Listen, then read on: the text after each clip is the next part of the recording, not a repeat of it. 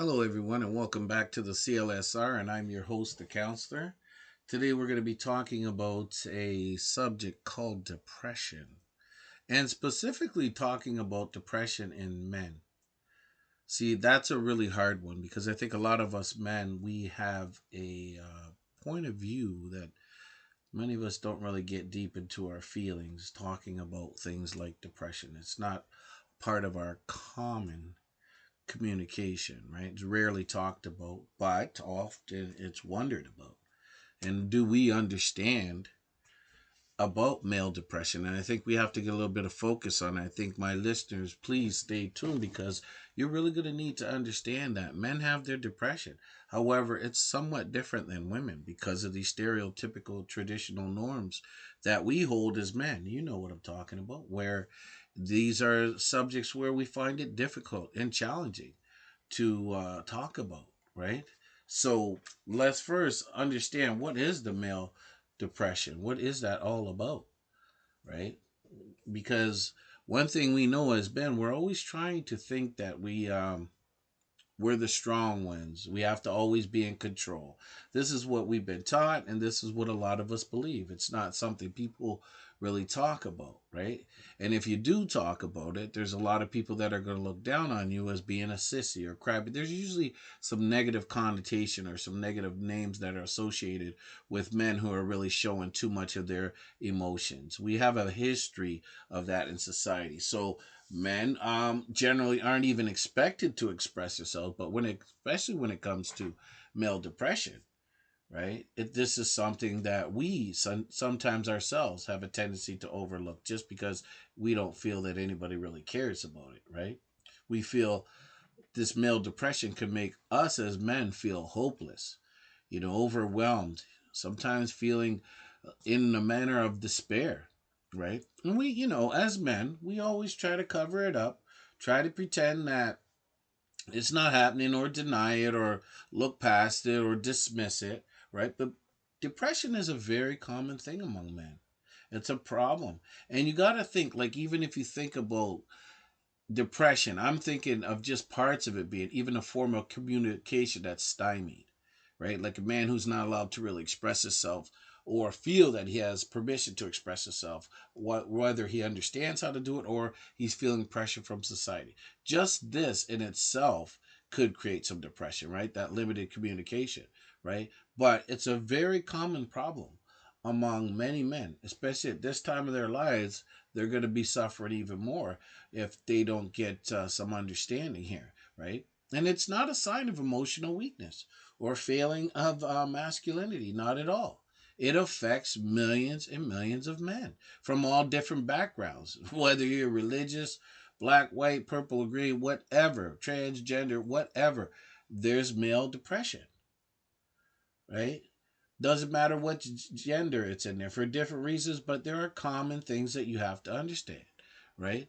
And it happens in spouses and friendships and family and partnerships, of course.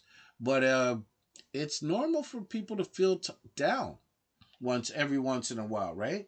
Get these dips in mood, right? And just ordinary reaction to losses, setbacks, disappointments in life. That's expected. But male depression, it changes how you feel, how you think, how you function in your life, how you operate. It can interfere with your productivity, to what level you produce. It could get you to a state of mind where it renders you helpless in a sense. If you get your mind in that state, sometimes we don't understand it, and sometimes people don't understand us. Sometimes we don't understand ourselves when we're going through it. We're just going through it. And we look past it a lot of the times. And some of us even have the fear if we focus on it too much, it'll be a problem, right? See, there you go, right there, that expectation. If you feel that you're trying to focus on it, so we don't. We try to focus on something else, right? You know what I mean? We try to get our mind somewhere else rather than on where the problem may be or trying to work on that problem. It's more of an avoidance, but it can impact how you eat, your sleep patterns, just basically how you function and your enjoyment in life generally. This thing will impact your whole life, right? And severe depression can be very, very, very crippling, intense, unrelenting, just there all the time. And like I said, people don't see it. Sometimes you see people who are really depressed, you can't even really tell because they're putting on a face, right? The common face. They could be going through a lot, and then until it's too late, right? But we just have to be clear that we do understand that depression in men is often, it very, very, very often, people look past it. It's overlooked, right? We as men even find it difficult to talk about our feelings, right? We tend to focus on the physical if we're not up to par, right? You know what I mean? That this basically could correlate, you know what I mean, or accompany depression. Sore backs and headaches and difficulty sleeping and sexual problems. All these things could be a form of depression. Something's going on, psychological and physical. They're correlating somewhere. And people aren't figuring it out that there's something deep going down that, why your body's telling you certain things. And if you don't pay attention to it and it goes untreated, there are some serious, serious consequences. Men suffering from depression are 4 to 5 times more likely to commit suicide than women. It's true. And so it's so important for men to seek help with depression before you get into a sign of desperation. Young men, too. Men of all ages, it's happening to. And it's happening where people, even when you go through it, people don't want to talk about it. If you lose a family member, a male, and sometimes they get into this depression where you got to be careful because, and depression could be external too, where they're acting out on people, right? So they might not have a feeling for, if it gets to the extreme, they might not have a feeling for their lives and their impact to someone else, and they want to take that person with them. It's scary how it is. But that's just one side effect of this depression, right? So you got to learn to be open and be able to talk with your friends about it, and that's not just enough, but it's a starting spot, right? Find someone, a loved one, someone you care about, someone who you can trust, even a professional, doctor, let them know what's going on in your head, especially your body. If it's not, talk to them. That's why the doctors are asking you what's up, because it's a lot more than just the physical. The mental plays a vital role in your health, period. But you got to get some help. You got to talk about it, because once it is assessed and diagnosed, there's plenty of things you could do to treat it. But too many men do not get to that point where they're at the treatment, right? They're still dealing with it and they feel they have to deal with it on their own, right?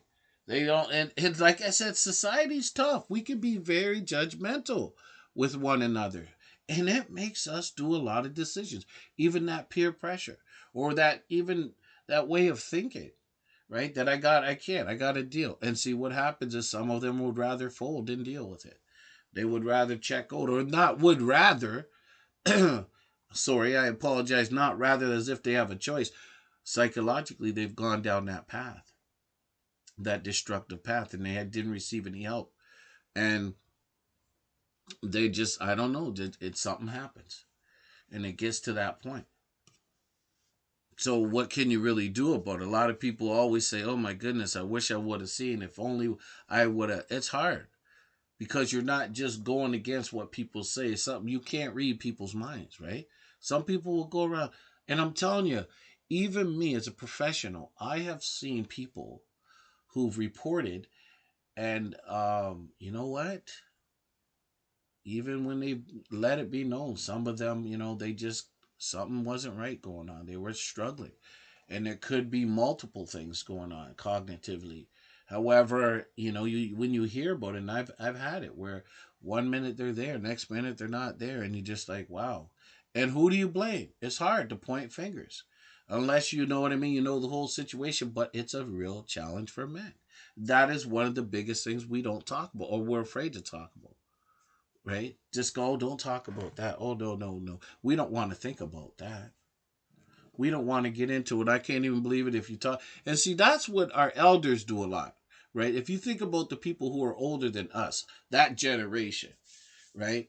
That generation likes to dismiss. You can talk to certain ones, but there are ones that they're of that old school. Don't talk about it, or it won't happen, or or the material. They're very in their mindset where they're convinced, don't talk about it, it'll go away, or do something to change the topic. There's ones like that of that generation. Ones today, even men today, challenged with male depression, but I think now there's a lot of younger generation are realizing that even over the last 10, 15 years, mental health is real. And that's when we talk about it. So we can't just talk about mental health in a vacuum. We have to talk about it so that we're talking about all aspects of society. Men are one of those aspects where depression is real and it will show its face. And there are certain things that you can do that you should be thinking about, right? On how to work with it, right? Because even we as men, we're less adept at recognizing these symptoms of depression, than women. We're more likely to not deny, like I said, or hide from ourselves, even mask our behaviors. You know what I mean? Could be classic depression, despondent mood. There's a loss of interest. You just don't want to feel like working or going there. You things you used to do, your hobbies, you don't want to deal with it. Weight, weight's a big one too. And people just like, no, I love it. I'm eating. I feel great. I'm eating some of the best food in the world, right? There's nothing wrong. I'm okay. Sleep disturbances, we have those things. What's going on? Right? We are masking it so it's become commonplace. But is this working on everybody's level? No. But then you got to look at it and go, what is going on? If your health is really out of whack and you're just getting, sometimes we get so comfortable. And we get so comfortable, but maybe we become inactive and that depression just comes out. Be careful, right? If you can't concentrate, if you're tired all the time, you're just having problem after problem, you're agitated, you're, reactive, and sometimes you're inactive where you're not even associated or you're avoiding or, right? Yeah, right. You're not really, and then you don't have to be part of the crew, but something's different in you, right? And they call this one stealth depression. And that stealth depression, that's when you get into anger. Think of it like a stealth jet, super fast, on hyped up on jungle juice. But the truth is, you get into that angry mood, or you refer a lot to that substance abuse, and you're very agitated.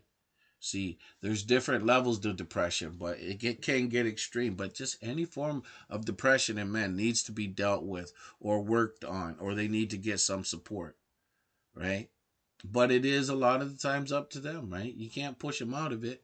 It's something that they have to work through, and you can assist in a way, but it's a very challenging thing.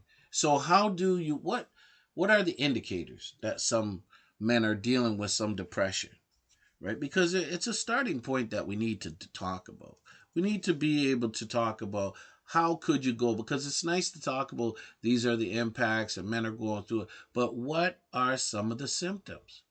And we have to talk. Let's go with the power of three. I'm so big into the number three, right? So I always love three because it really lays it down for people. It's easy to remember, right? Because three common things that we need to look at is one is like pain, the physical pain, right? Sometimes it shows up in your body as physical pain, like the headaches, frequent headaches, sleeping problems, sexual dysfunction, right? Affecting your digestive disorders, right? You're not responding to normal things. There's no treatment out there that you're actually they're working for you. Normal treatment's not working for you. But this thing's coming through in physical pain. And you're on it all the time. All these different things. That's just one area, the physical pain. But another area that is very obvious, but people get their backs up and they look past as incidents here and there, and oh, it's just a part of their character. Is the other one is anger, right? How sensitive to criticism are you? See, I talked about the reactive person. Are you sensitive to criticism? A lot of people cannot take feedback. And they're like, ah, screw feedback. You just got something negative to say. See, if you're that person that's jumping on people when they're trying to give you something, now we know rudeness, but I'm talking about some genuine feedback. It's hard to take, but that anger that comes out, that irritability. See, like if there's people walking around you afraid to address you because you're agitated, then that, no. Once you start seeing people walk around you on eggshells, that means you could be dealing with something really going on inside, right? Because you know, these people here with that anger, they don't have a sense of humor, right? You know what I mean? And then when they do have a little bit of humor, it quickly escalates into rage, right? Short tempers, even. Or sometimes even violence. Sometimes they're not doing it directly at you, but they're doing things around you where they're acting out, throwing, breaking things. You know what I mean? They even become abusive or controlling in certain instances. That's it. The physical pain, the anger. But what can be really scary for a lot of people is that reckless behavior, especially in men. See, that's the one thing about men that could be very intimidating and scary for a lot of people. Not just women, all genders. Men could be scary for even other men, right? That's why a lot of men who follow idiots out there get themselves into trouble because they're following the wrong people. Because, somebody's being reckless and these people are following them because they're afraid or they don't know how to think for themselves because of that fear, right? But some of that craziness still influences people negatively, mind you, but it does influence other people. That reckless behavior is the third point that I wanted to make. Because a man suffering from this thing, this male depression, he's going to have this, exhibit of this escape, or he'll get involved in this risky behavior, right? Sometimes they try to disguise it other sports or reckless speeding through the streets. You know, those ones that are doing that drag racing in the streets or engaging in unsafe sex, things like that. Or over, those ones that drink too much, and they just don't make sense and they sound stupid. And you're just looking at them like, really? I start to wonder why I'm hanging with you, because you're so tore up and you don't even make sense. And I'm with you drinking, and I start to question my character, right? And then they're abusing drugs and you're sitting there with them doing it, not to that extent, but sometimes you check yourself and you wonder, what are you doing? This person's got some serious reckless behavior. Now, I'd like to say that turns a lot of people on, but after a while, it gets exhausting. It's terrible. But those are three areas that we do need to be mindful of. We have to understand it's the physical pain coming out somewhere, showing itself. This depression is out there speaking to our bodies, getting through our mind. And it could be some stress that you could be going through.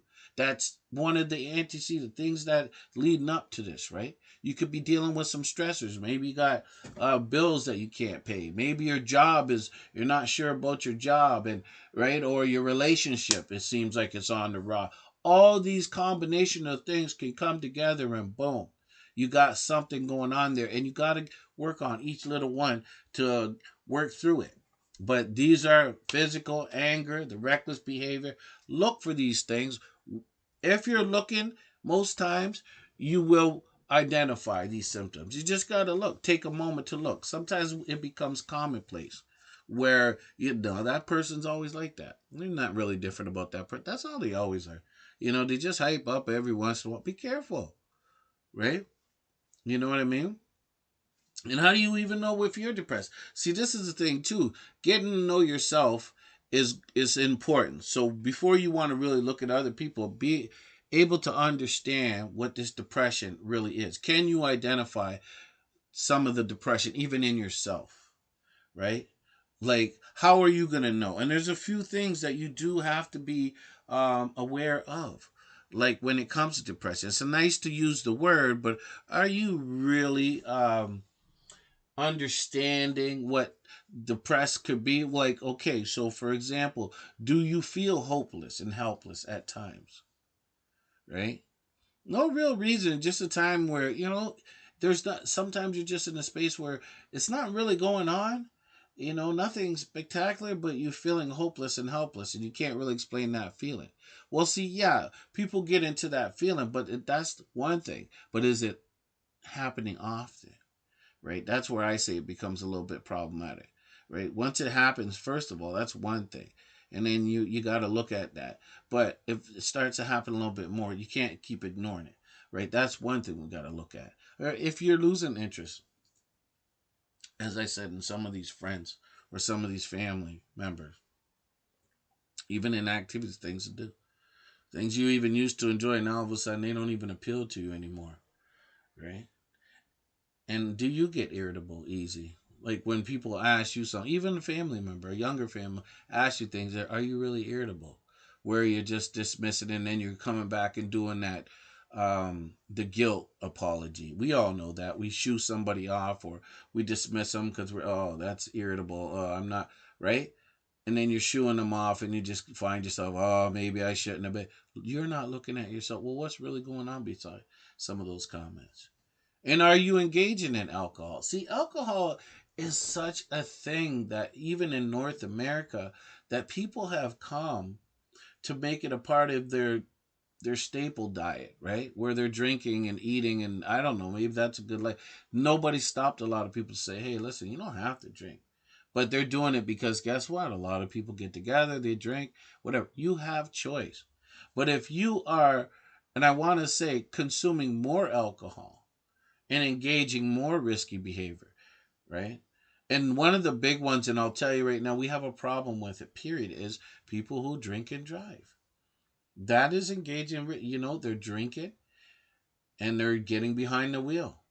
Or they're putting on the mask that they're not so tore up so people don't cut it. Instead of us thinking about that person, think about what that person can do out there. Not just what they could do, oh, that person's in control.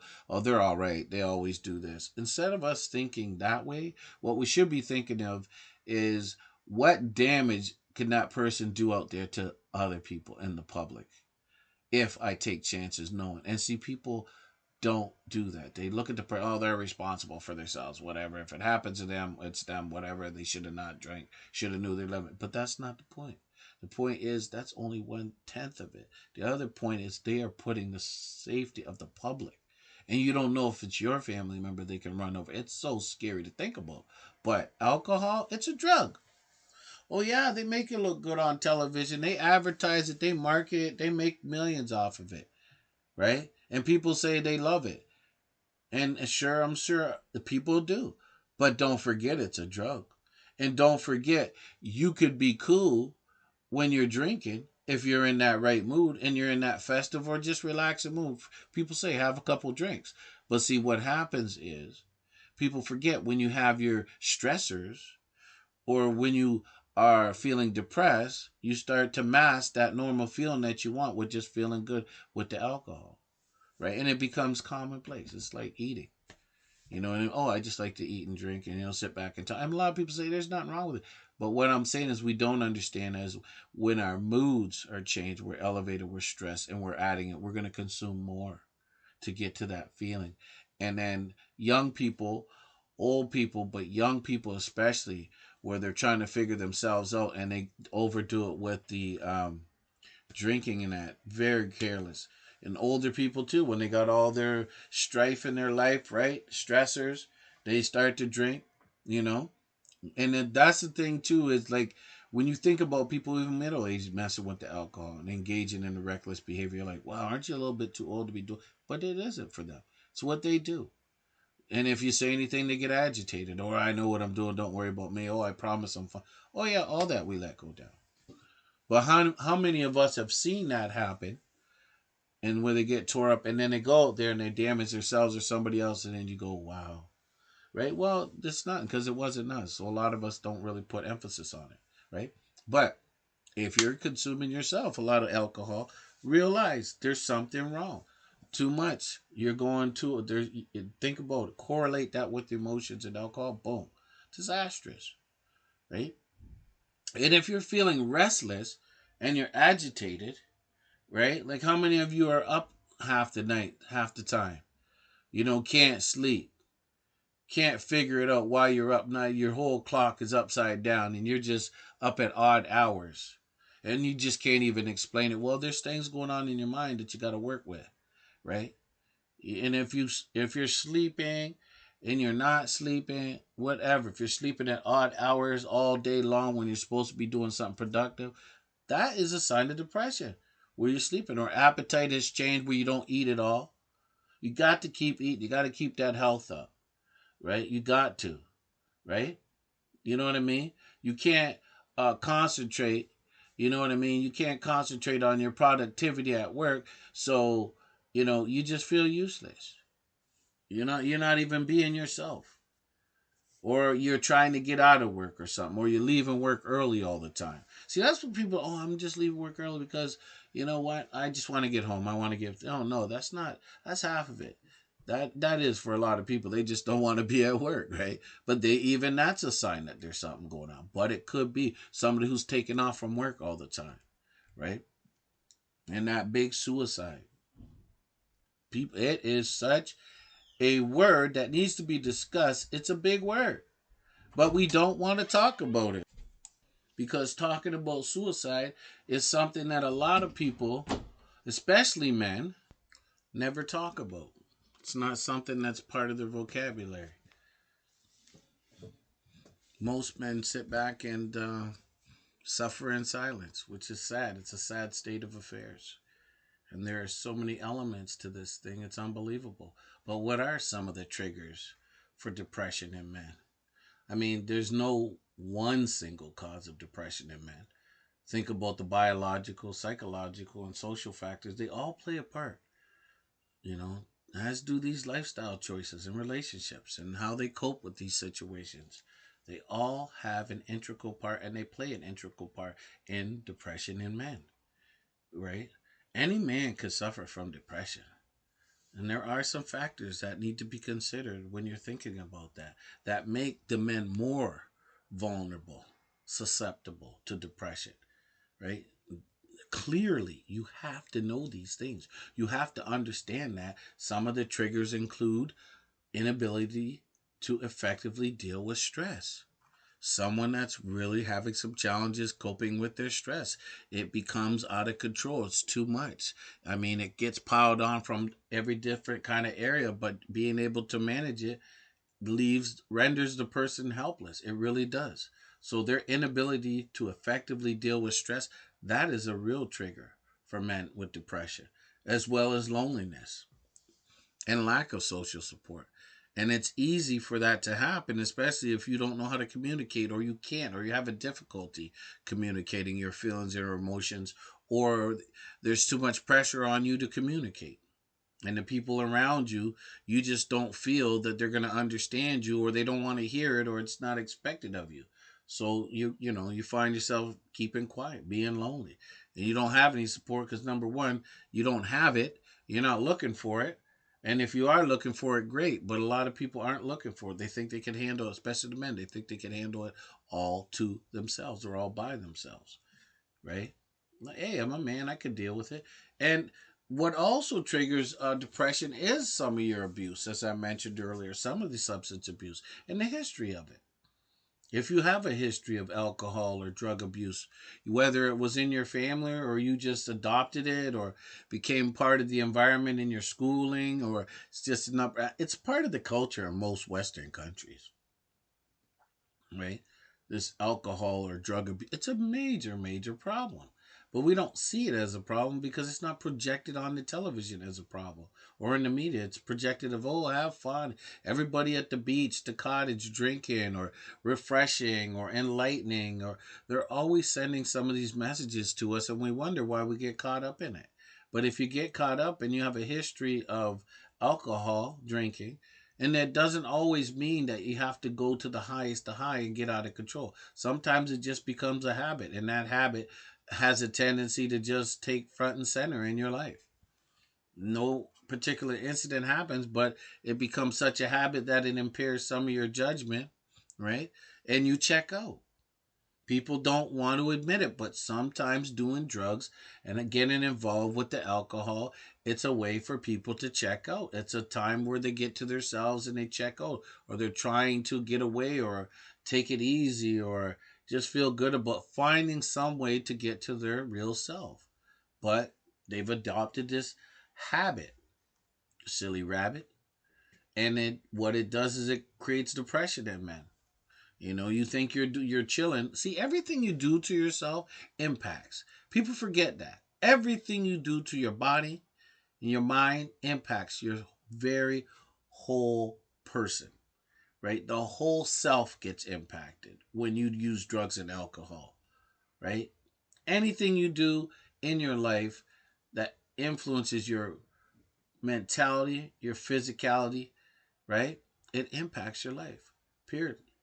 I personally know of men who've been traumatized in the early stages of their life being sexually abused by people in their family.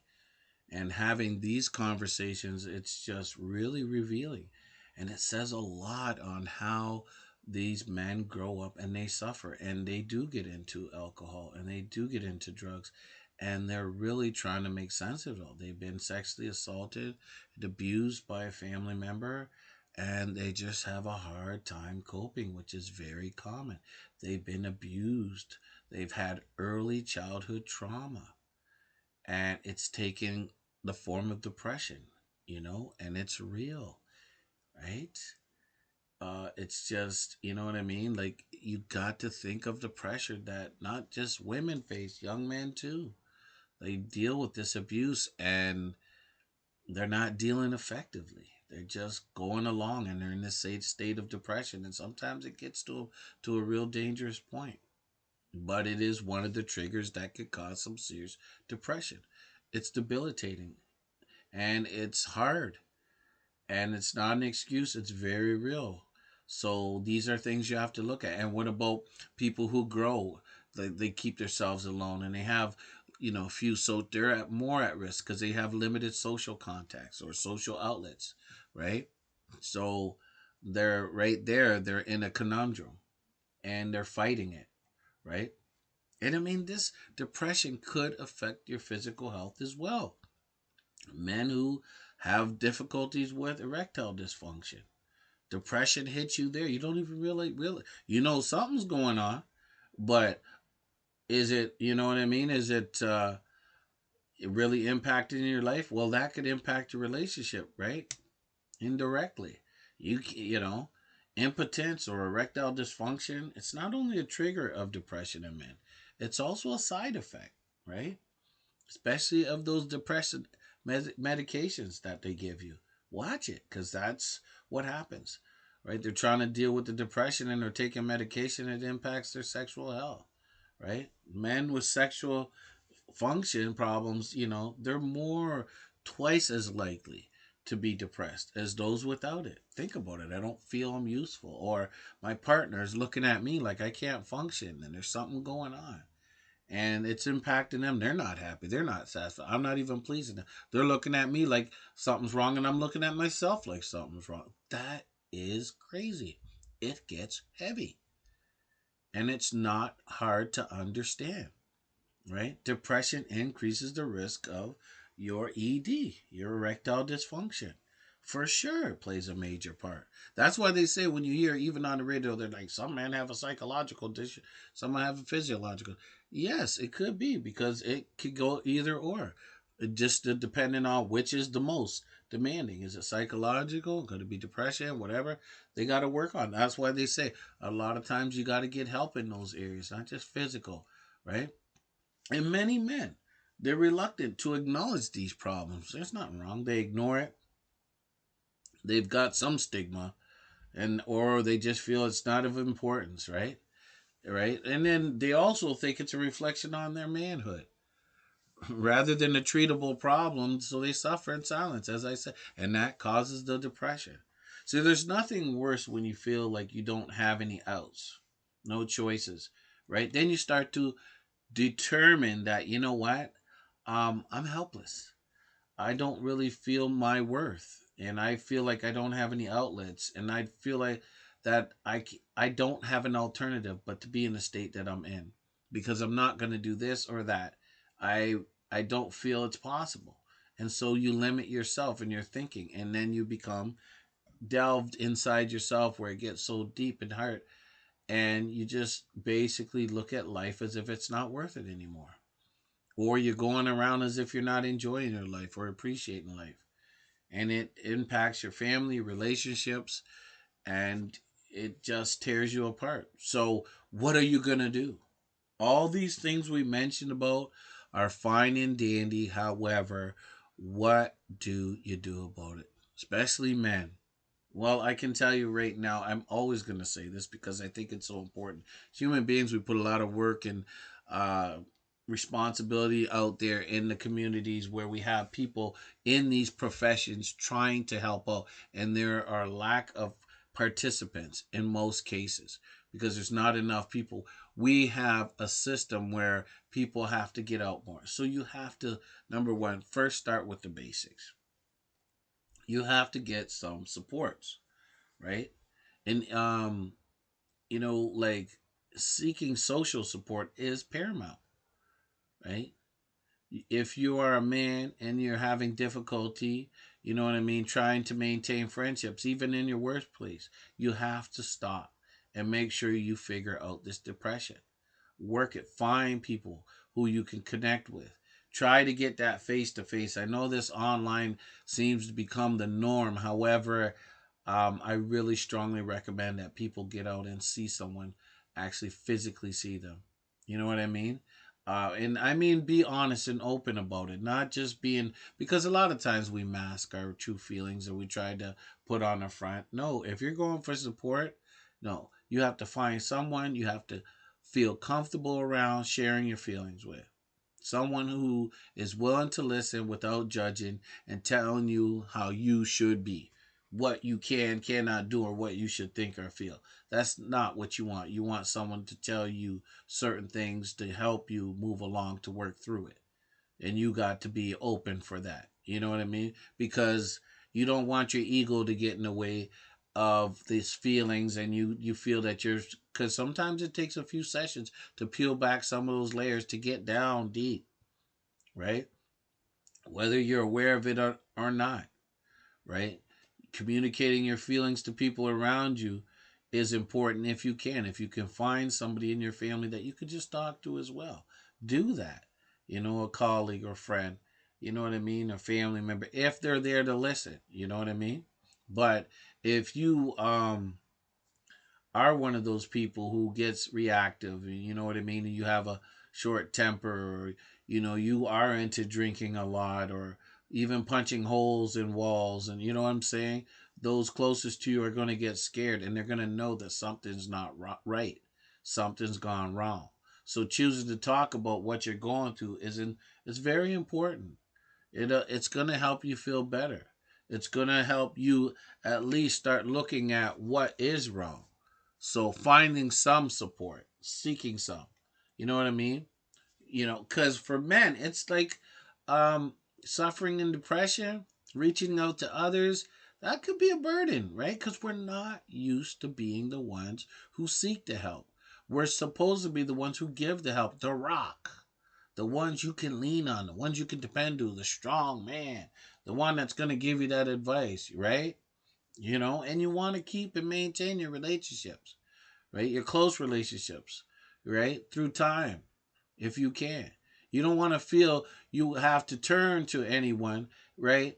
You know what I'm saying? That you're not familiar with. You're not going to do that, right? So you want to try to improve your support network with trusting individuals. You're not generally going to go to people at your work and start talking to them about it, ones that you're not really familiar with, right? So, how do you do that? How do you reach out for some of that support? Because you do need support. You have to reside in the fact and accept the fact that you need support. So you got to look for support from people who make you feel safe and cared about, and somebody who's open minded. You want to talk, you know what I mean, to someone, not just because they're going to fix you, is because they're willing to be good listeners. They're going to be attentive listeners and compassionate without distracting or judging you. That's what you have to start with, right? When you're reaching out for support for your depression. And like I said, I can't emphasize enough the FaceTime. Make FaceTime a priority. That is what you want, you know? Calls if you have to, make some calls. Use that social media. if you have to. Texting are great ways to stay in touch, but there is no way that that is going to actually, any of those things, substitute the in person quality time that you're going to need, right? You're going to need to depress sometimes. You're going to need to relax. You're going to need to do some reflection. So sometimes a simple act of talking face to face, it helps you feel better. You know what I mean? Relieving that depression, keeping the depression at bay or away. Because also it's relieving when you think, okay, I've already set up an appointment. I got somebody to go see. So you could be having a rough week, but just knowing that you have set something up for the end of the week where you can talk about it, you might be less reactive. You might not go to the highest of high. You might not get agitated when you know that there's a rainbow at that, where basically a place where you can go, a safe place where you're going to communicate. You have something to look forward to, right? So I also recommend people who have some sort of social activities. You try to stay engaged on some level, even if you're not really up to it. Because oftentimes when you're depressed, right, it does feel a lot easier if you retreat, right? If you stay away, if you put yourself into an isolated position of comfort, basically being in a shell. You know what I mean? Because sometimes people say, "Oh, I don't want to be around these people. They make me feel depressed." You know what I mean? No, you want to try to avoid that isolation, that self isolation, and find ways, if you can, to support other people. Like it's great to receive support, but then sometimes when if you can counterbalance it, that person's going to be more willing to support you when they know that they can depend on you. So, big or small, good or bad, having somebody who could support you and you vice versa, being a shoulder for them to lean on, a good listening ear. And that's what's really needed in these times. A real friend.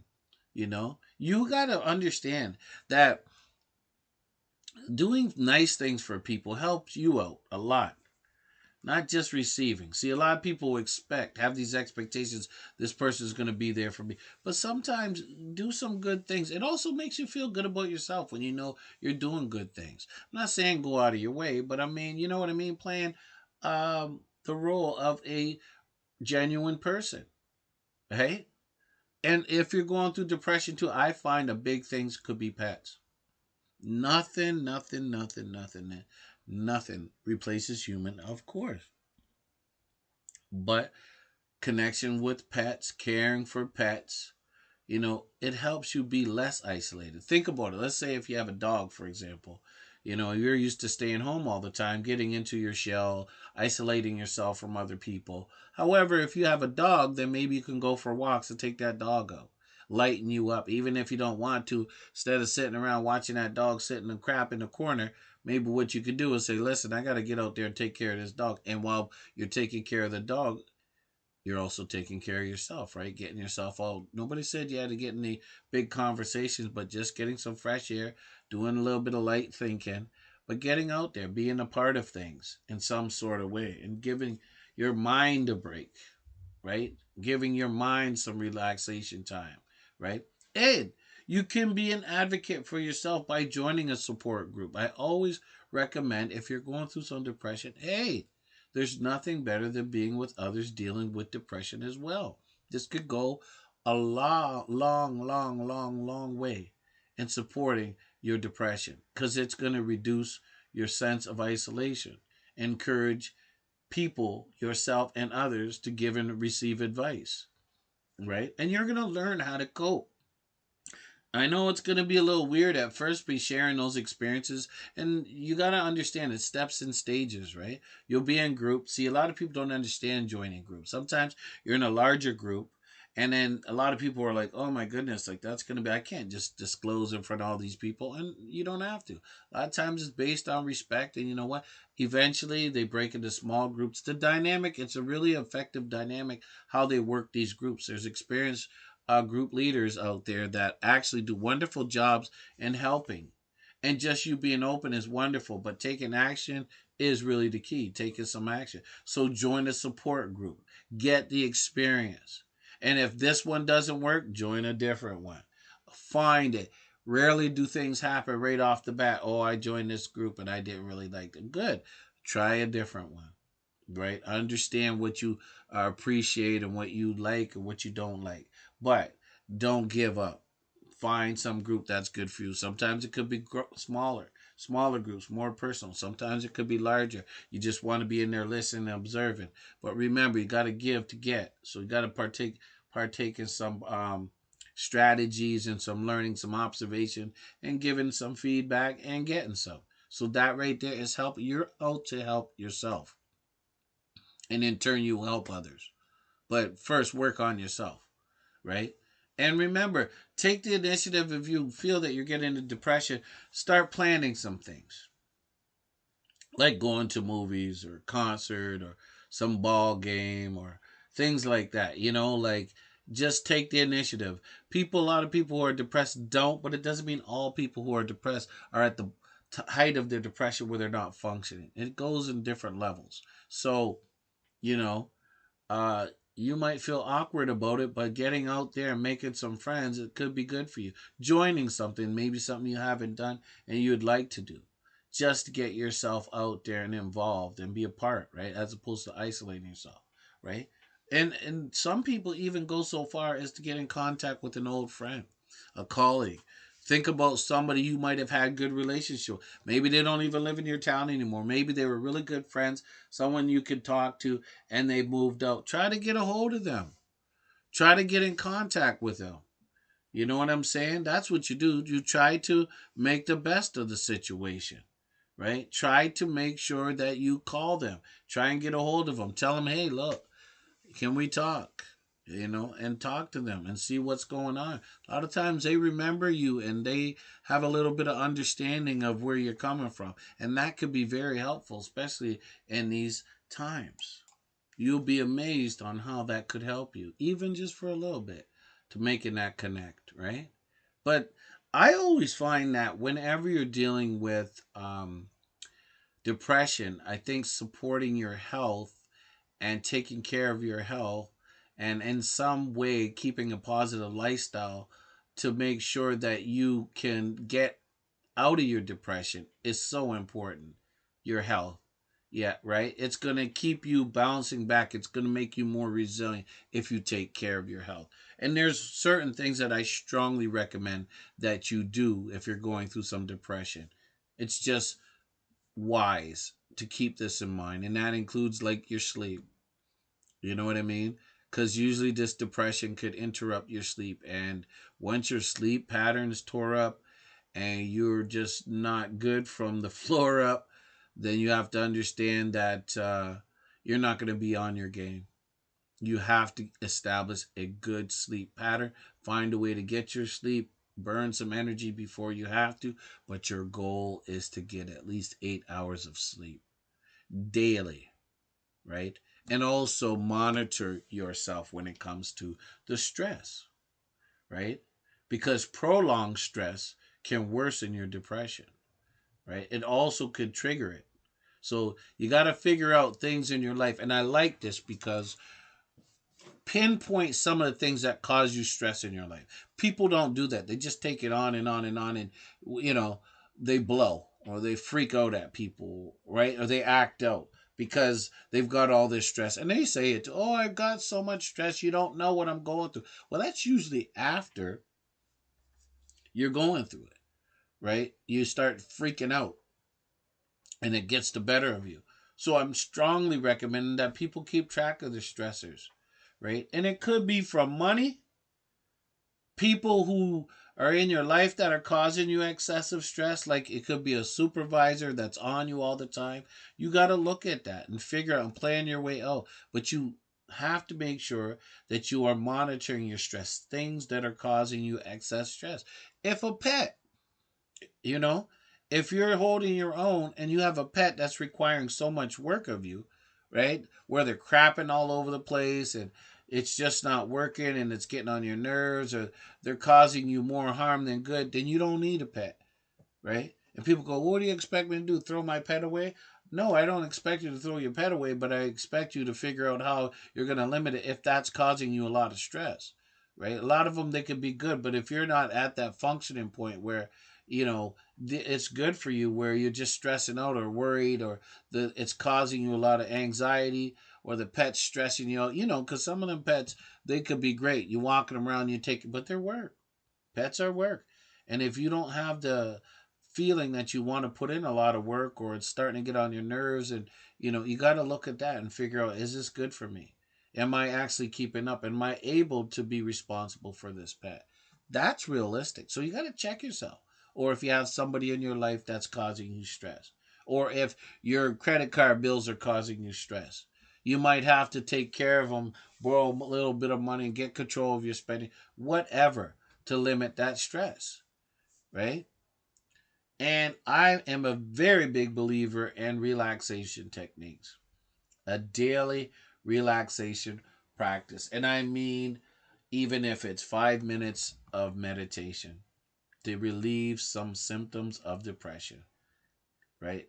Get you to a state of peace, joy, calm, well being.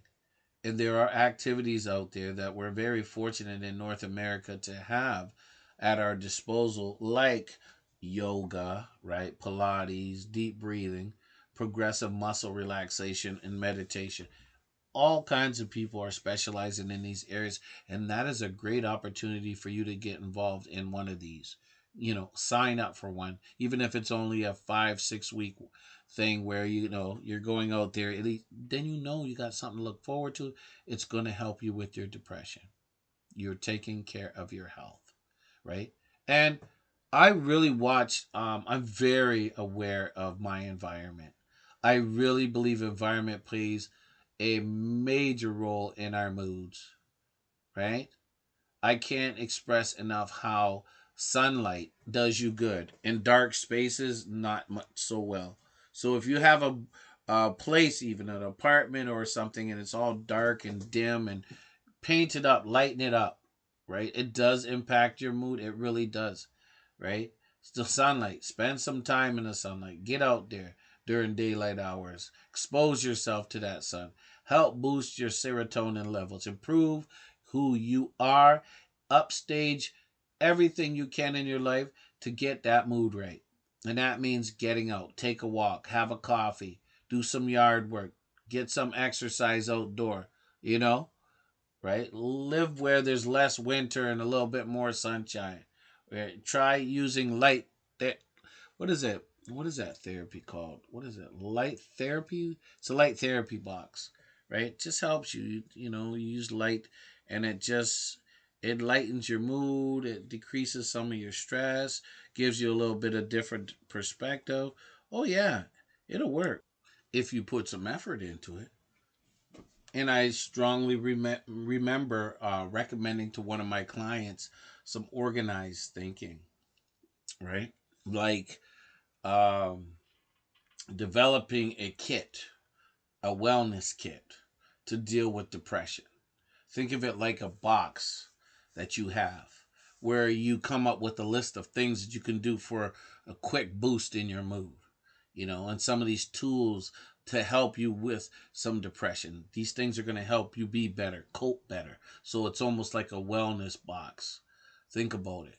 It's a kit that you have, right? And some of these ideas are spending some time in nature, you know, getting outdoors, figuring out and making a list of things that you can appreciate about yourself, right? Writing them down, reflecting on them, adding to the list, right? Read a good book, educate on your mental health, right? Depression, find out how it works, figure out how you fit into this thing and how it could be coped with through some education. It's important. People don't do that. They look for other people to give them all the answers.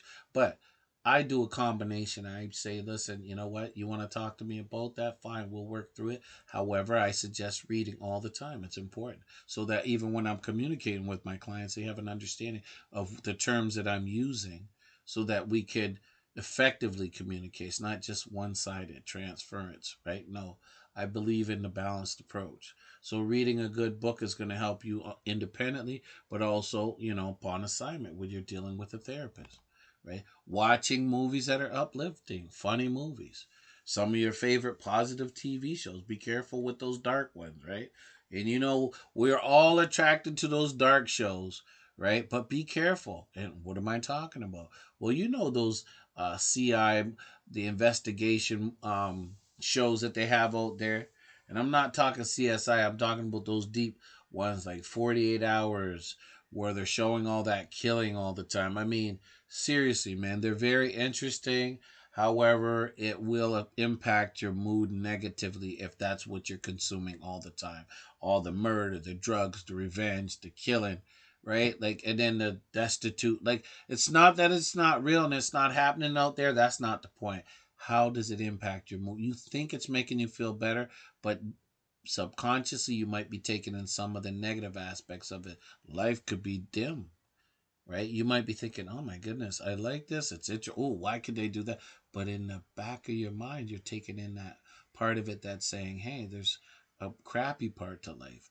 What are we as human beings?" So you start projecting that feeling inside of you that you all of a sudden becomes a monster. And little things you do, you don't realize how it's impacted the way you're thinking about the world in the sense of positive or negative. You might be having more of a negative because you're constantly being bombarded by these negative messages out there. Oh, it's really, like I said, it's interesting stuff for sure, entertaining. However, it's even engaging, right? But it's also influencing, and people take that for granted, right? Watch what you're watching, and that's why I said watch what your kids are watching. Not just what you're watching. Watch what your kids can get depressed. They're watching those shows where there's so much violence and guns, or sad stories, or depression, and stories that aren't even age appropriate. But it's impacting them, and they don't even know how. They're just watching because it's entertaining. Careful with that. There's a psychology to television, as I mentioned before. It's a third form of hypnosis, right? So, you know, dealing with depression, there's all these things you have to look out. Watch when you take long, hot showers. It could be something that releases some stress, right? Just getting that feeling of oof, the draining feeling, the weight off the shoulders. Take it if you have to. Take care of a few small tasks. Make yourself feel good. Accomplish things. Do little things that make you feel good. Don't have to be anything big. Work on something you want to work. Little things, right? Play with the pet if that's pet's good for you, for sure. Talking with your friends or family face to face, listening to music. Seriously, I don't think people understand. Half the people have a good understanding on how music influences your thought patterns. It really does. That's why certain people who are so conditioned on listening to music they grew up with, whether it's rap music or whatever, be careful because you get caught up in this pattern of behavior where you're listening to the same thing all the time, and you're listening to the beat, but the messages in the music might be going into your head, right? And you'd be surprised how many young people listen to music and it picks up in some way they're acting up, and they're like, "Oh, it's just a vent system." It is, but you would be scared if you knew how much it really influenced our youth. It would really be sad to see. They're not really doing statistics on it the way they should, but there are influences. And don't go by just comparison to how many negative acts are out there compared to how many are doing it. No, you actually have to look at the level they're being influenced to, the age which they're being influenced, and what are some of the extreme behaviors they're demonstrating in some of the young people. All you need is a few. And if it's influencing that, oh yeah, be careful, be aware that we are being influenced all the time in some sort of way. Things that are attractive we have to look at, sometimes, and take a better look and see if they're actually good for us, right? But music can be really good if you understand, if you got music that's relaxing. It's not taking you there where the messages are talking about some, things that are unsavory, right? But also be that person that, what? Be a spontaneous person if you have to. Once in a while, do something that you're not used to doing, that you'd like to do, and without, with all this planning and that. Like, some of the best things that happen is when it's not planned, when it comes to getting out there and being because a lot of times when we go to do something, we put all these barriers in front of ourselves and we start, oh, I wanted to go here, but then I got to do this, that. Sometimes be spontaneous, get out, right? Get out and just go do it. If you really want to do it, just get out, go do it, get active, figure it out later, just go do it, get out. Don't just sit in a rut, right? Exercise, you know, your mental and your physical health, right? Getting out of bed sometimes can be such a challenge. It can be such a task. Even working out, it seems, oh yeah, I'm going to work out. Sometimes working out, you work out for a little bit and then you stop. And it's not even about discipline. It's just you just don't feel like doing it, or you'll do it for a little bit. Whatever. Break it up. Don't commit yourself to just one thing all the time. Kind of break it up and be feel free. Don't stress yourself like, oh, I got this amount of exercise I got to get done in a week. And if I don't get it done, that's going to stress you as well. Especially, oh man, I was supposed to exercise, but I had this to do. Oh, I'll do it tomorrow. No. I get there when I get there. I know I got to do it and I'm going to do what feels good. Right? But exercise is very powerful when it comes to defeating some depression, right? Very, very, very powerful. It could be one of your key go to tools in recovery. Exercise, right? Just break it out, get it. Because remember, a lot of it could be built up, pent up frustration, stress. Just exercise just helps. You know what I mean? It could help even as much as any medication out there. Not really, but it can help in certain situations. But there's medication out there that is totally different, and that's where a doctor comes into play, and you have to work with that. But exercise can really do wonders. It could really help with some of that depression, right? And it may help you from going back into a real depression once you start to come out. You just stay up, keep yourself active, you know, right? You want to try, especially when you're in depression, be specific. Like you want to be doing something for at least a minimum of a half hour a day, right? Whether it's walking, quick speed walking, some sort of exercise, swimming. Doesn't have to be all at once, but just start somewhere. It could start with a 10-minute walk, right? Or a 5-minute walk, whatever. And then, you know what? Next thing you know, your mood's improving and you love going for those walks. And it's something that becomes a part of your routine and you're enjoying it. It's good for you, right? This is what you can do. Exercise, will improve things in you. It's something you can do now to work on your mood, to uplift your mood, to boost your mood. Exercise, right? And if you do it, you fatigue, you know what? It will improve those areas, right? It can be difficult when you start, especially when you have that depressed feeling. You're going to feel, oh man, do I have to do this? But you got to toughen up. You got to work your way through it, right? If you keep with it, it will help you get energized eventually. You'll feel better about yourself, less fatigued, not more. Get that body working, right? You understand? Find exercise that are continuous and rhythmic, right? This helps with depression, that weight training, swimming, martial arts, getting those legs and arms moving. I told you, it's good for you. And that mindfulness. See, we need to teach kids in school more mindfulness. But depression, oh yeah, it's rooted in mindfulness. If you can understand that there's a connect there. Keeping your mind right with depression, right?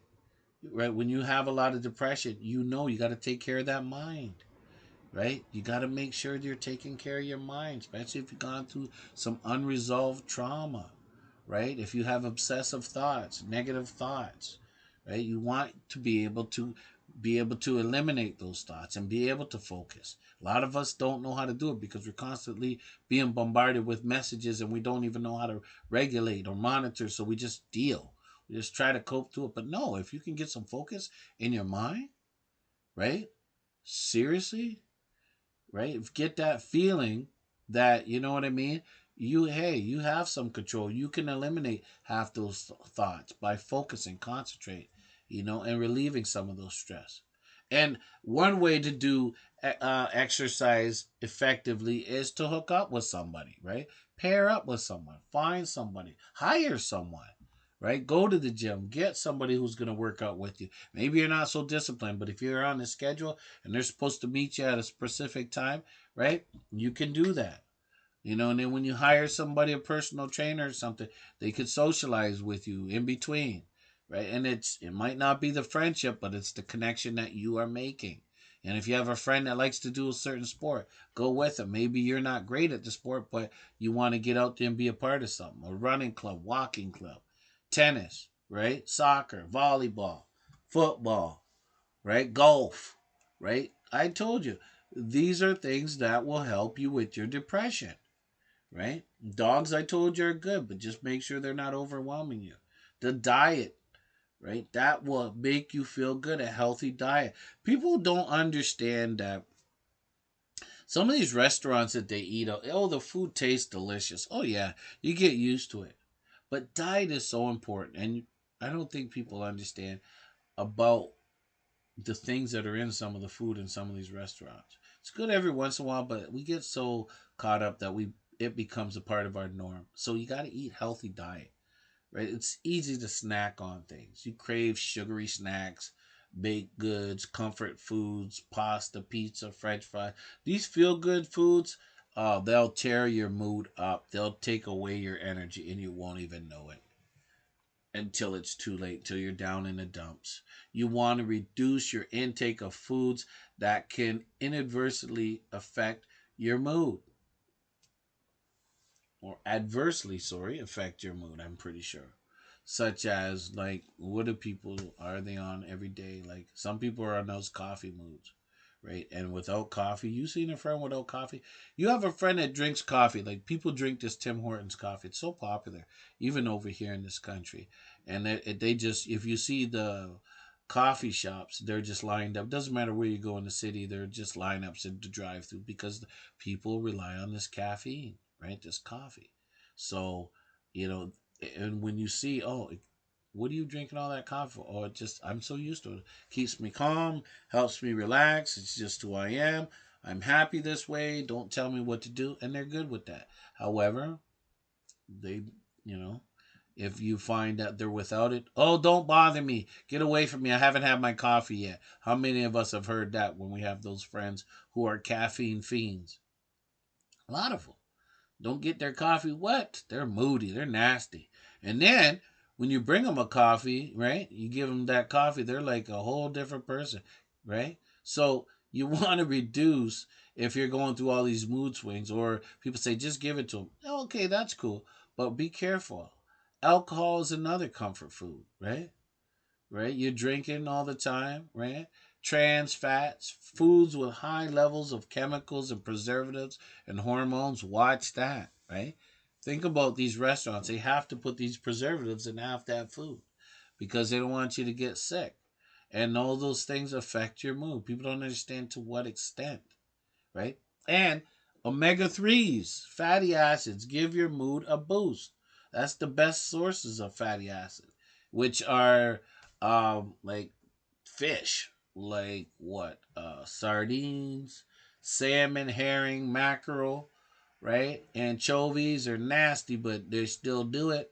That fatty acid, seaweed, seaweed,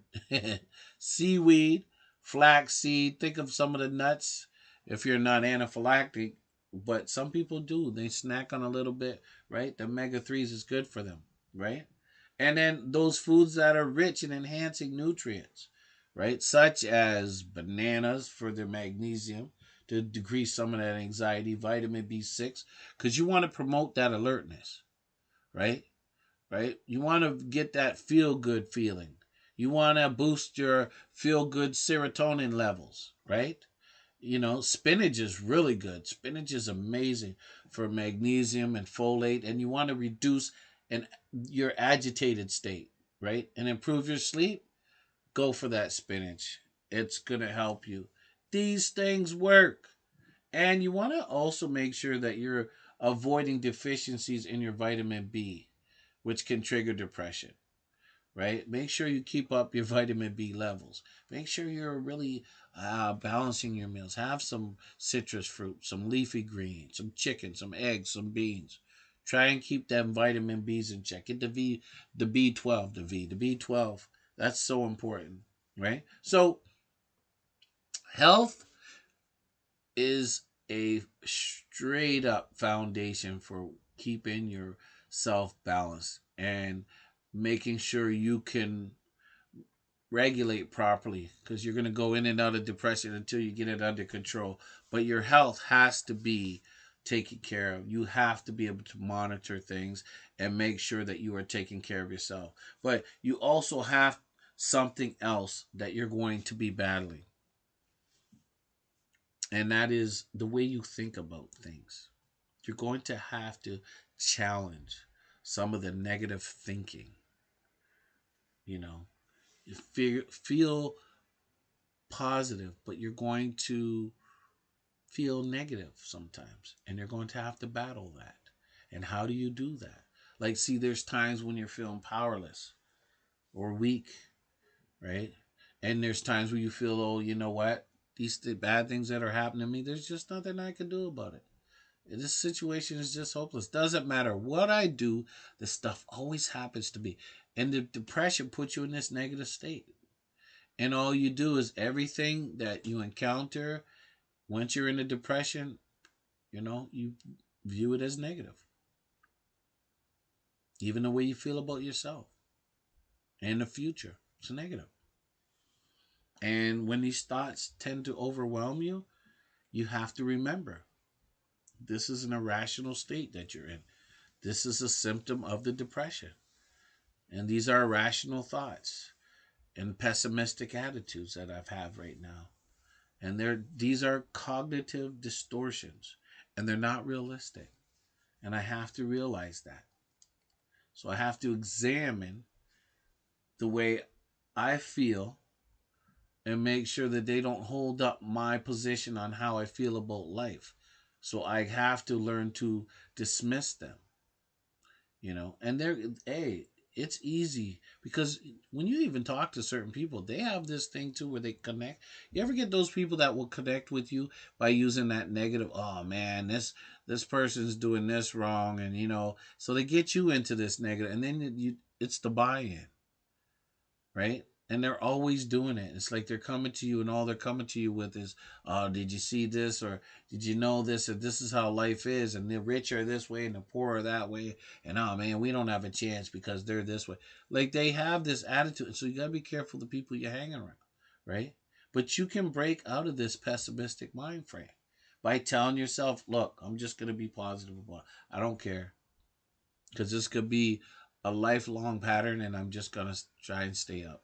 I have to challenge this negative thinking. This has to be who I am," right? You know what I mean? Because it's going to be part of that long term if you don't, right? It's going to be automatic, and you might not even be aware of it. But the point is that you identify this type of negative thinking, right? And you want to stop fueling the fire. You want to stop and get control of this depression and learn what's realistic and say, yo, no, I got good things going on. No. So you want to replace that negative thinking with a more balanced, realistic way of thinking. No, not everything's bad. Not everybody's racist. Not, you know what I mean? Because it's easy to piggyback on things that you get that perception. They're excuses, and sometimes they're negative thoughts. But you don't want to piggyback on it. You want to work through it. Because negative, unrealistic ways of thinking can really do you some damage, and they'll really get you entrenched into that depression if you're not careful. And you know those people that do that, and you could be one of them with that all or nothing thinking, looking at things in black or white categories with no middle ground.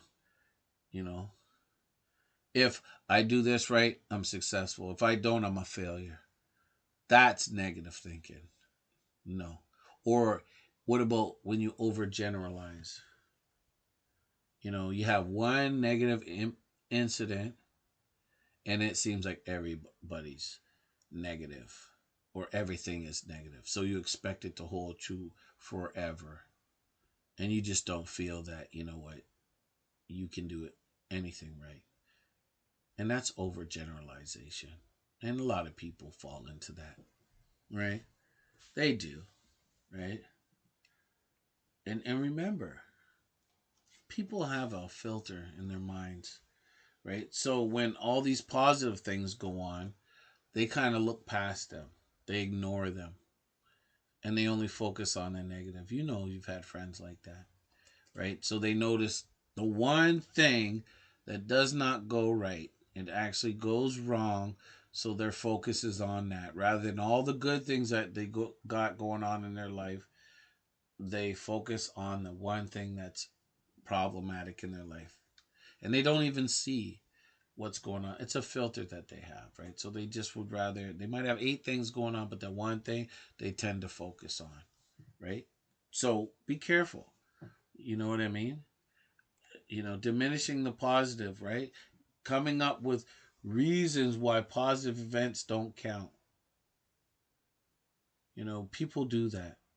That person said that, they had a great time when they were with me, but I think that they were just being accommodating.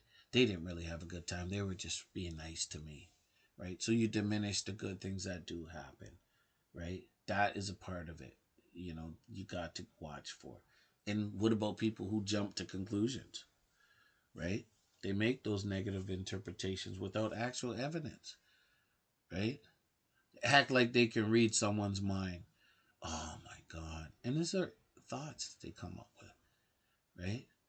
Oh, that person must not really like me, or that person thinks I'm this. Oh, every time that person looks at me, they think this. They must think that I'm a bad person, or I'm not worthy, or I'm a pathetic person, right? So you act like you're a fortune teller or a mind reader, right? Or, oh man, his job is just so depressing. I think I'm going to be here for the rest of my life. I can't see a way out. Yeah, that's what happens when you're in that depression, right? Watch it.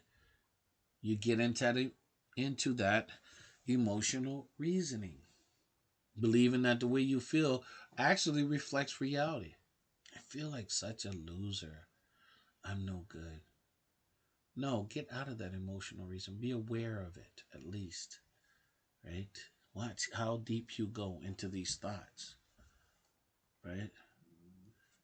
Watch holding yourself to a strict list of what you should and shouldn't do and beating yourself up and not being able to live up to certain rules is disastrous. You know, be careful. And labeling, classifying yourself. See, we beat up ourselves a lot. We classify ourselves when we make mistakes or we have shortcomings. So we go in on ourselves. You know what? Oh, I'm not I'm not a good person. I'm not smart enough, or I'm a failure, or I'm such a loser. That person really didn't give me any time or attention. I'm such a loser. What is wrong with me? How come they don't like me? I'm such a bad person. I'm an idiot. Right? That is defeatist. That's a defeatist attitude. And people fall into it. Right? Watch that. It's so scary when people get into that. And I'd like to say that people aren't going to go into all these thoughts that I'm talking about, these negative thoughts. They're going to be battling them. There's no doubt about it. So you're going to have to find ways to battle them. And there are ways. And some are is questioning. So when these thoughts come up, all these thoughts I just mentioned, when they start to come up and you have to challenge these negative thoughts, you have to ask yourself some key questions like, what's the evidence that this thought is true or not true? Yeah, I did make a mistake here. However, I got a great family. You know what I mean? These people really like me. You know what? I might have messed that up, but yeah, they can forgive me because you know what? They care about me, right? So you check the evidence. Oh, and that person said they did like my stuff. They did appreciate what I did for them. So it's not all bad. So you also ask yourself, what would I tell a friend who had this thought? Right? That's a very big one. What would I tell a friend who had this thought if they said that to me? like I'm a loser, right? So you might say, no, you're not a loser at all. Just had a bad incident. So you put yourself in somebody else's shoes, right? Another question is if there's another way of looking at the situation, what would it be? What would be the alternative to the situation? Or how might I look at the situation if I didn't have depression? Examine, cross examine your thoughts. You will definitely be surprised how quickly they crumble when you discredit them and you process this whole thing. You will develop a more balanced approach, right? Your perspective will change and it will help relieve some of your depression because you are actually doing some work. You're challenging some of these beliefs. It's negative, right? So, as I always say, there's always a part, especially when it comes to the cognitive and dealing with mental health. I really believe this is an area that really needs professional treatment, especially when it comes to depression in men. I believe everyone deserves treatment, but when it comes to depression in men, family support's fine, family support's fine, but I don't believe it's enough, right? And I believe you have to be open and honest in how you're feeling, be aware of some of your physical symptoms, and remember that there are treatments, and that's a positive. There are treatments for depression, right? And they are therapy, talking to a stranger about the problems. It's unmanly, but it's necessary, right?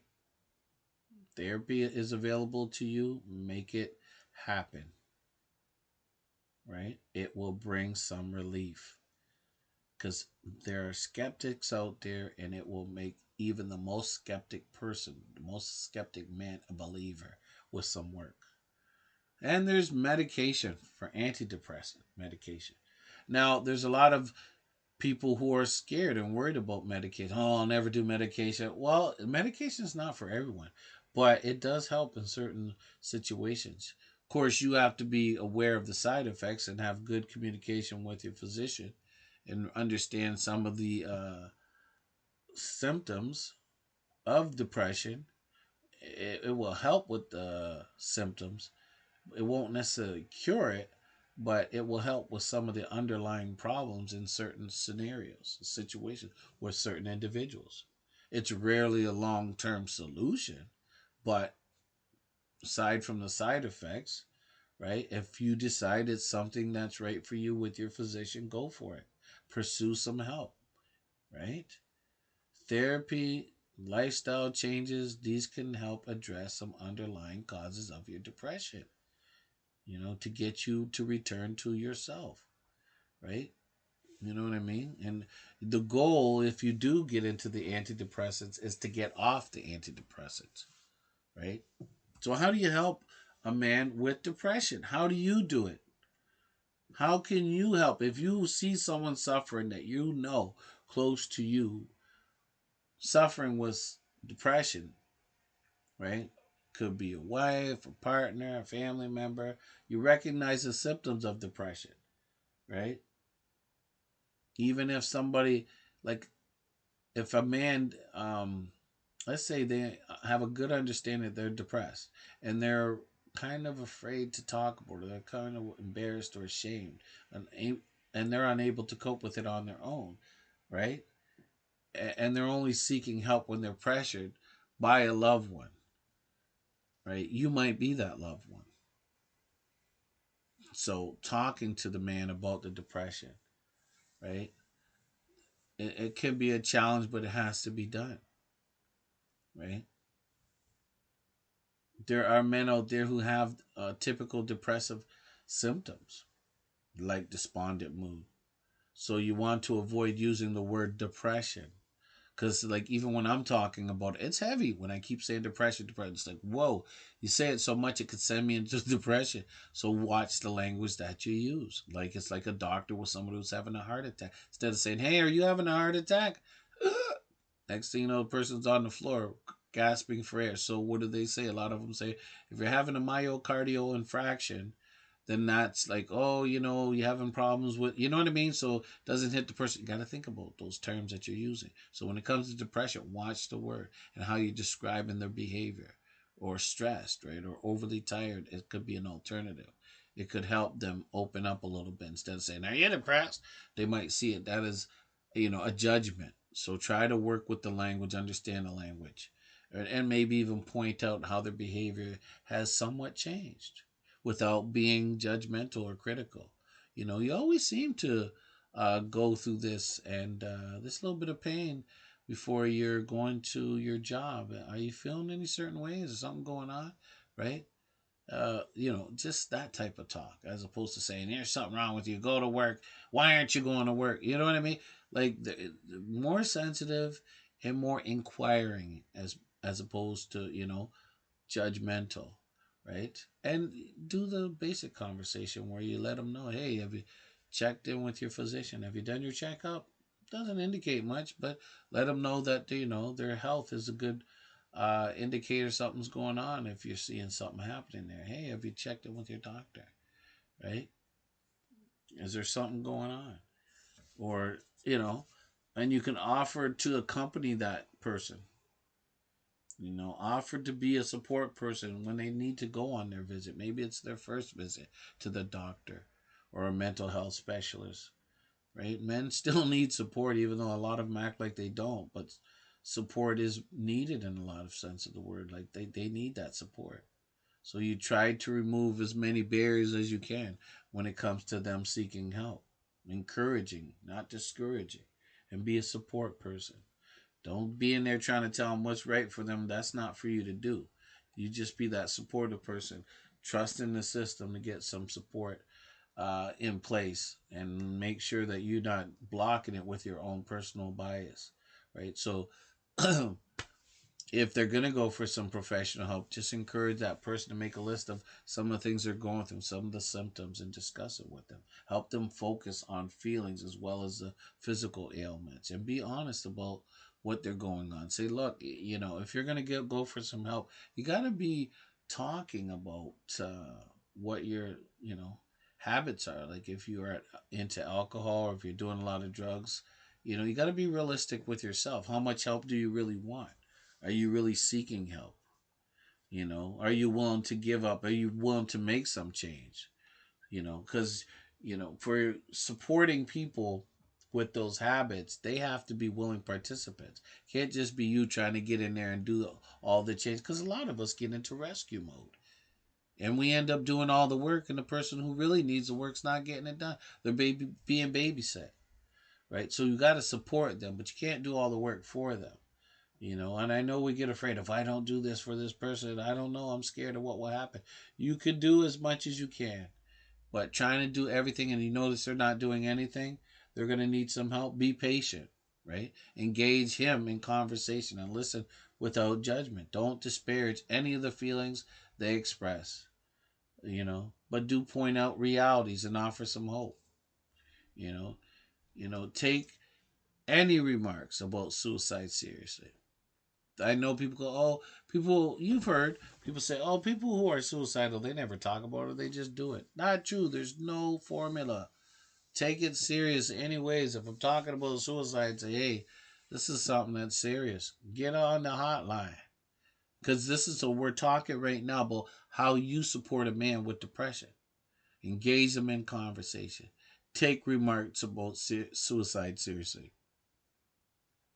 And that means if you got to call friends, but call some help, call some lifelines, right? Call an agency that knows about the subject. Discuss it with them. Say, "Hey, I'm concerned. Can you give me some information, some resources that I can access, because I'm very concerned about this person." Right? Don't take it lightly. Oh, because they will. They'll back up. You know, People get caught in the corner. "Oh, I was just stressed out at work, so I started talking about killing myself, and I really didn't mean it. So I'm sorry if I scared you." You ever get those conversations? You go, "Yeah, you did scare me, but I'm not looking past this. Something needs to be. Oh, don't worry about me. I'm fine." I said, "I was just mad. I was angry." And a lot of us back off because of that fear. But don't say, that no, you're not talking about something that's in the norm, and I am recommending this. and I'm getting a little bit of help, and I'm going to talk about it because it's not a secret. It's what they're expressing. And don't be afraid, because a lot of times we feel that, oh man, if I talk about what they were talking about killing themselves, then I'm betraying them. So I don't want to tell somebody, because then if they find out, oh, we get into that. We do. We get into that state where we're feeling guilty about what they've confided in us, because a lot of them want to protect us. Oh, that's my private conversation. How dare you tell? Hey, you don't know what's going to happen. I don't know what's going to happen. But it's always best to err on the side of caution, right? Seriously, it's better to do that than to go, oh, you know what? I'm sorry. No. Hey, this tomorrow. It's easier to say, listen, I don't know. This is new for me, and I'm scared. I'm worried, and I have to reach out because I cannot hold this. I can't. It's big. It's a burden for me, right? Because a lot of people try to shut it down. I didn't say express it to the world, but make sure you're communicating these little things that are going on, and you might have to take some action, right? But sometimes you could just make sure if they're going through this depression, invite your friend who's going through it to some events, or even if it's just local walks together or a lunch, right? Casual, something casual where you get together, right? And if they refuse, which they will, just keep trying. Don't go crazy, but keep, hey, just thinking about you. Give me a call. Keep in touch with them, right? Don't leave them alone if it's serious, right? No, no, we got to be aware of that. No, no, no, no, no. You can't. Especially when their age is at risk, right? When they're in that vulnerable age where you're not really sure, but they're really giving some strong signs. You can encourage them to participate in activities that give them some pleasure, some sports, some activities. And they might not say no. They might push you away. They might say it's too soon. But don't give up. That's what they're talking about. Don't give up. Keep working on it slowly. Be patient, but keep in there. Worst case scenario, they could say, you can live with yourself that you're trying, right? Right. And one thing you don't want to do is do what a lot of people. Hey, what's going on with you? Hey, snap out of it. Get out of it. What's going on? You know, like as if they don't have the right to be in that state of mind. People do that sometimes.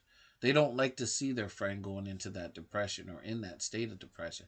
So they kind of, you know, excite the moment with some comments that aren't too encouraging. So they say, "Oh, what's going on with you, buddy? Get out of there!"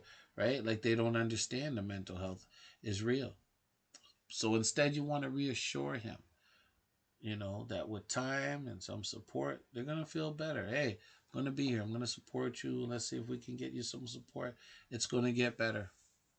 But all this direct, get out of it. Come on, man. You can't lay around every day and that, right?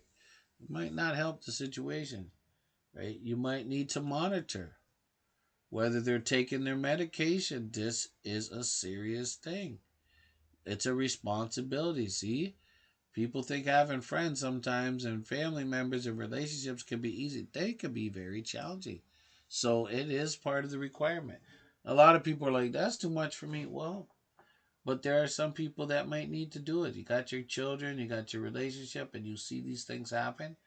You might have to step up and take that role, right? You might have to be that caregiver in that time. You hear a friend saying, "Hey, I was going through a depression back there, and I was so glad that you were with me and you worked with me and helped me get through." Because events happen in your life where it could bring you into a depression. You could lose a loved one, right? You know what I mean? Just as long as you know you can't fix people's depression, you can support them, but you can't fix it.